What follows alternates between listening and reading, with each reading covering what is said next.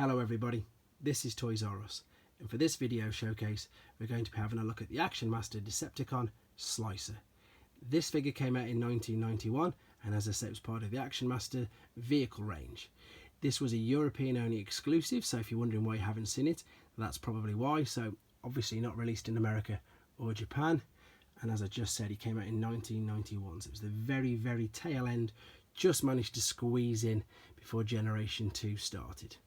So the same with all the other Action Masters and the Action Masters Elite, they use a very bright and vibrant colour scheme.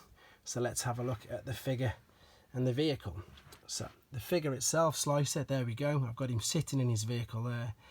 This is what's known as his four-wheel drive assault powered vehicle mode, and as I say, if you have a look at the figure you can tell straight away by looking at that that is a redecoration of the Autobot Action Master Wheeljack. So there we go, it's like he's got a nemesis now. There he is, Slicer, as I've just mentioned. That's the car mode, and then this is what's referred to as the Exosuit mode.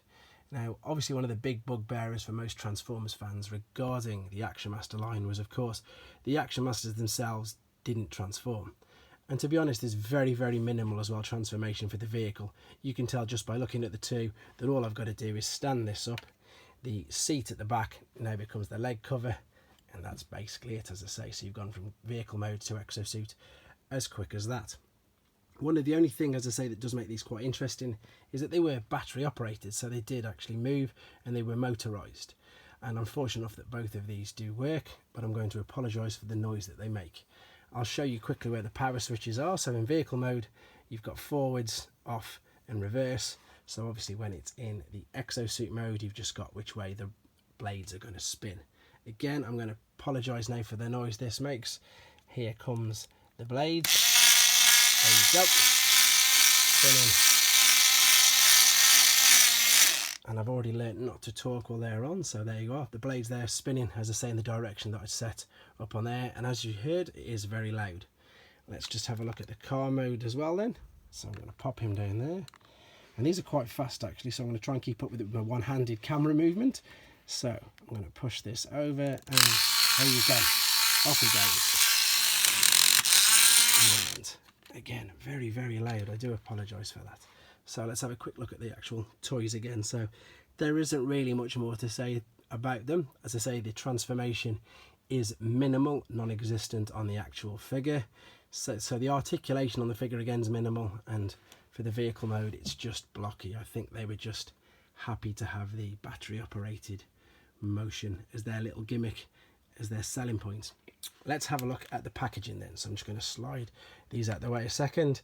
There's no real difference apart from, as I say, the use of the text. So there's the English box there.